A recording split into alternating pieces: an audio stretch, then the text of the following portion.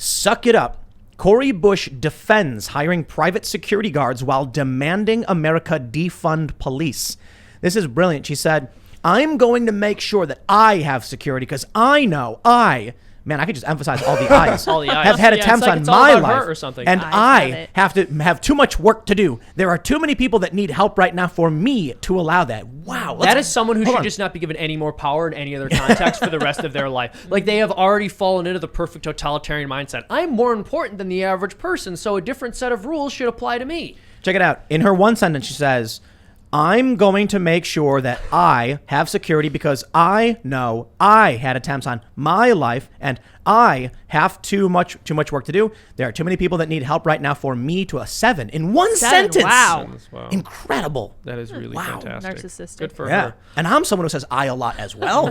But I'm impressed. The Timcast IRL, it's in the know. name. Yeah, it's in the name. That's right. Yeah. She says, so if I end up spending $200,000, if I spend $10 more on it, you know what? I get to be here to do the work, she added, so suck it up. Defunding the police has to happen.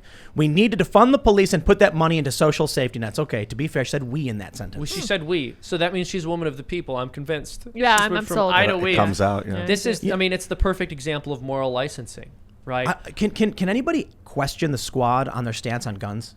I think that's a really important thing because the left, like real leftists, they like guns. Yes. Yeah. And so their support base are progressives.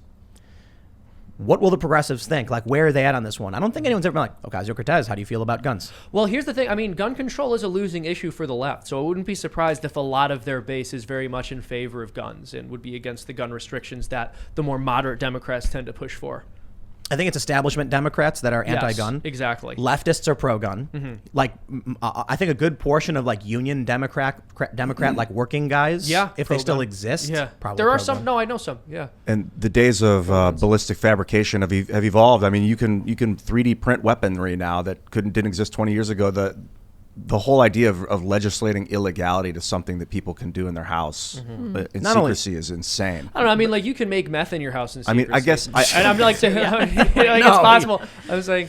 Physically, but not legally. Yeah. No, that's my point. I mean, but then again, the drug war has been a failure. But like, clearly, we can legislate things you can make in your house. But I agree, it makes it a lot more difficult, and it's going to be a massive uphill battle for the people who want to regulate guns. Not only because, as you said, you can make these things in your house and the technology is improving, but because the vast majority of the public isn't on board with that agenda. Did you ever hear about that guy who made a radiation death ray in his garage? And he like irradiated his whole neighborhood. Whoa. And so the government found out because they were getting this crazy, like really intense reading.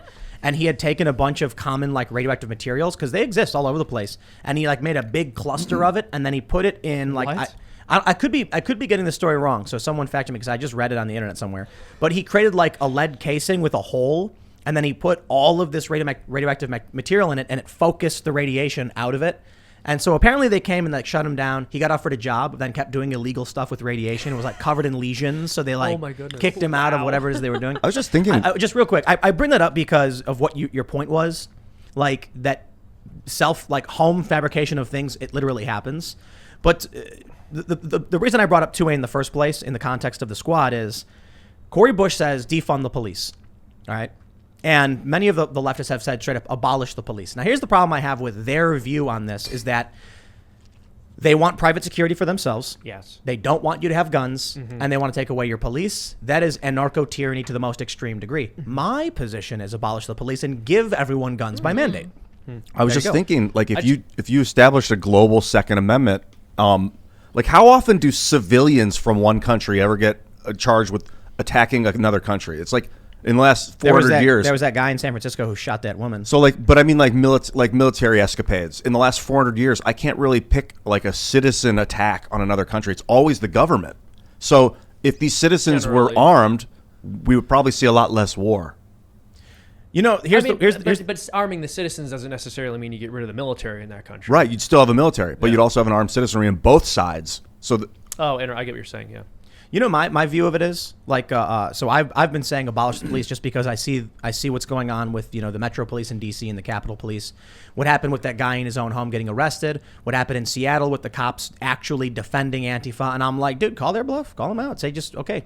People should have a right to defend themselves, and if cops aren't gonna do it right.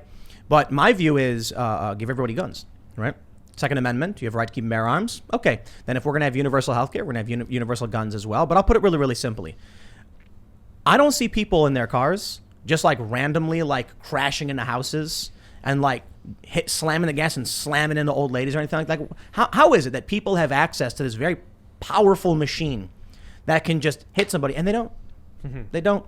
I kind of think people don't want to kill other people for the most part. Yeah. I mean, look, there are a lot of traffic fatalities and you also have a lot of accidental gun deaths, but generally speaking, people aren't going out and killing each other. Now, before 2020, violent crime was on a downward trend, so we could say something like that and have data to back us up more strongly, but unfortunately, because of the summer of rage, as they call it, crime rates have more or less spiked again, and we'll see how long they stay up for, whether they decline. I'm sure they will, but who knows? Maybe things actually just get worse, and then we can't make the case that people will be peaceful with their guns, but they'll still need them to protect themselves. This is my position on cops right now. I mean, you look at what happens with Chauvin. He gets arrested and charged. That Kim woman, that Kim Potter, and she gets arrested and charged. And I'm like, if everything is going to be beholden to the far left, the last thing we need is a police force to enforce the whims of the far left. Sorry. So, when Cori Bush comes out and she's like, we're going to defund the police, I'm like, better do it now before they take more control in government and then start using the cops against regular working class people. I don't know. We got to clarify, like, what does that mean, defund the police? Because I know when Vosh was on the show a couple nights ago, he immediately thought the anarcho version of it, which is completely remove the funding. So abolish, basically. Right. He also said it hadn't happened.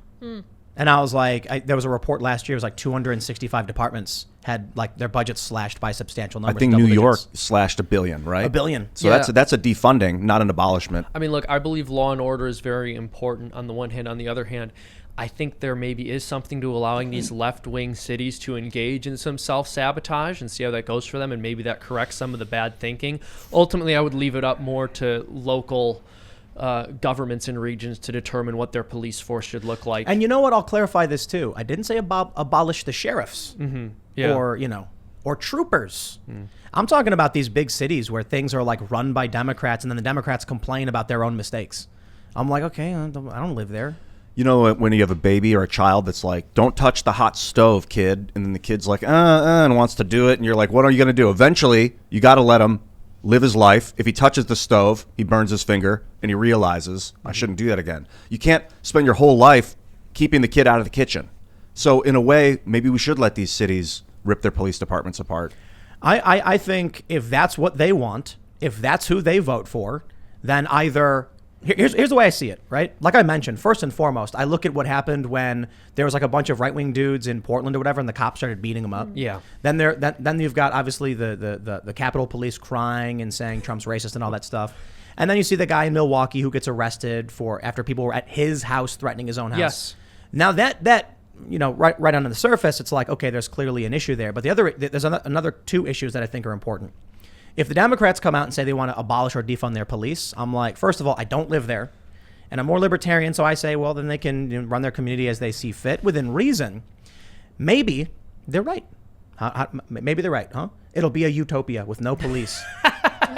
Highly doubt it. Well, hey, and maybe they're wrong. And then maybe regular people in these cities will be like, wow, we shouldn't have voted for those people. I think a lot of those people will leave, though, to be honest. It's already happening. A lot of people are leaving the cities. The property values are decreasing. I mean, Chicago has been shrinking. That's my point of reference. Yeah. Everyone's crossing the border over to Indiana because they want to live somewhere that's sensibly run, and they want to vote for policies which are not sensible so they can destroy the way they did the place they just came from. Well, to be honest, there's a lot of places in Indiana that have already been destroyed. And That's fair. That's very fair. Yeah, you go over to Gary and it's like... Yeah. For those that aren't familiar, Gary is like... The armpit of America? Gary, is that what they call it? Gary, I think Gary, Illinois, so or mean. Gary, Indiana, and Englewood and Chicago like go back and forth for murder capital. Oh, wow. So they're really? Gary's like heavily industrialized, isn't it? It's like the industrial zone of Chicago. No, it's apocalyptic, bro. Dude, Gary was a long time ago. Like in they the had 80s? a steel industry, and then it all left before the 80s, I'd say. Last time I went to Gary, it was crazy because you'd go to like a block, like a residential block, and every fourth house was a house And in between, it was just abandoned, falling apart, chaos. And it was really weird to see like a regular house sitting right there, like a car, and then like everything destroyed next to it. Yeah. You walk down the street and there's a school, windows blown out, the craziest thing, man. The school, there's like records of the children who went there in the 60s, just everywhere. You could walk up, pick up someone's file, find their name. Wow. Because and there were buildings like that all over the place. Actually, so what happened was the police went in and just started breaking windows and destroying houses, and it was all because it was hunting just the people cops. down. Yeah, That's exactly. right. The police were responsible. No, and then the townspeople. And then they defunded the police, and now Gary doesn't have many police, and it's going great. It's paradise, yeah. It's an interesting phenomenon in the United States. All these like ghost town type, these rubber boom, like That Akron. is very interesting. I was born in Akron, in Ohio, and it's a rubber boom city. After Goodyear was formed there in the 50s and 40s, and then when the rubber boom stopped, it became a ghost town. But not like Gary. Akron didn't have Chicago right next door, so Gary's like the beat up aftermath of a ghost town. Yeah. I find it fascinating. There's all these different cities. There's another report that found Democrats in all of these cities that had defunded police were hiring massive private security. Oh, interesting. This is what it was like when I was growing up in Chicago. I remember my dad used to say that these politicians in Chicago would always vote for more gun restrictions. And then have private security guards with guns. Exactly. They can Amen. have guns. Yes. I can have a gun to protect myself. I'll have a private security force to protect my family. But those stupid peasants out there, let them have 5-round magazines. Yep. If they can have a gun at all. Yeah. What does she think, Cori Bush, is the point? What does she want to do? Defund the police? What does she mean? Like get like social workers to go on calls of domestic abuse? And yes, she said social. What did she say? Social Safety nets. Does she understand that like domestic abuse is some of the most dangerous situations a human can walk into? Two enraged people in the middle of a fight. Mm-hmm. Well, I don't know about two enraged people. Often you'll get like a dude abusing a woman. It is true that women abuse men as well, but it's disproportionately men abusing women. Right. And that's why I'm like, ladies, you need to have proper training and firearms, man. And dude, I heard this. I used to live next door to this couple, and I could hear them through the walls, and they would fight a lot. And one night, I heard the guy come home, and then I heard the girl like meh meh meh meh meh meh, and the guy was like meh, and she was like meh meh meh, and the guy was like meh meh, and she enraged the guy, and then the guy started beating her, and I called the cops. But like she instigated it. It was crazy how domestic abuse is like this can be a sick cycle that both people become like used to. Well, look, I can call you a bunch of dirty names. It doesn't mean you should take. No, he was in the wrong. I called the cops on him for attacking. Right. And you're right. Police show up to that, and that's some of the most dangerous stuff they could encounter. Here's a guy, he's attacking somebody. You don't know what's going on, and sometimes the guy's innocent even. There's like a lot of these stories are kind of scary too. I think it's disproportionate, but there are stories where it's like the woman calls the cops on the guy, and the guy didn't do anything, and the cops come and arrest the guy. It's a tough job, man. I'm not gonna, there's no two words about it. And what do? Do we just say like both the men and the women should be armed, and then when the fight breaks out, they shoot each other? No, obviously not. That's why when I talk about the police, I think the police are important. I think they do a hard job. I think they do a mostly good job. And I think it's fairly thankless in a lot of ways because people don't like getting tickets. They don't like getting tickets. They don't like being told no. And then they get pulled over and they're like, you singled me out. And they're all angry. And it's like, well, man, don't, speed or whatever. The issue right now is just it's way too hot politically. And the cultural institutions being controlled by leftist ideologues. I'm like, I'll tell you what's going to happen, man, because we've already seen it. And I've already said it 50 million times. They're gonna show up to your house. They're gonna take away your guns. They're gonna serve you a red flag warrant. They're gonna arrest you for defending yourself, and they're gonna let the extremists smash up windows and do whatever they want. So I'm like, I like sheriffs tend to do a good job. There's some bad stories about sheriffs, but if these big cities don't want their cops, I'm gonna advocate for that. My feeling is that it's gonna be either socialized police, like what we kind of have now, federalized police, or private police. That it will be one of those three, if not a mixture of all three, which we kind of have now. So I'm afraid that if we defund police, socialized police, that we're going to have an influx of either federal or private. Yep. And that's terrifying. I'd rather have local. Yes. Well, that's what AOC said when asked, like, what would you be looking for? And she said, we want it to be more like the suburbs. Well, that's a good point. Let's bring it back to the days of officer friendly, right? What does she mean by that? I guess she's saying that like in the suburbs, the cop will pull you over and be like, how's it going there, Ian? Good day. You were speeding again. And then you're going to be like, I'm sorry, Officer Smith. And like, well, you slow down there, son. And then he leaves and they everyone's knew like, my dad was a fireman. They knew my dad. They go, oh, you're Crossland's kid? White privilege. Get out of here. White privilege. Here's a warning. One time I got a warning. Yeah, that was fireman privilege. Fireman privilege. That's I'm not quite the kidding. same. City Yeah. worker privilege. Thanks for checking out this clip from the Timcast IRL podcast. If you want to see the full show, come back to this channel, youtube.com/TimcastIRL, Monday through Friday at 8 p.m., where you can leave comments and super chat, and we actually will read your comments on the show. Don't forget to like, share, subscribe, and if you want exclusive members-only content, segments you can't get anywhere else, go to timcast.com, become a member, and we even have full bonus episodes. Thanks for hanging out, and we'll see you all next time.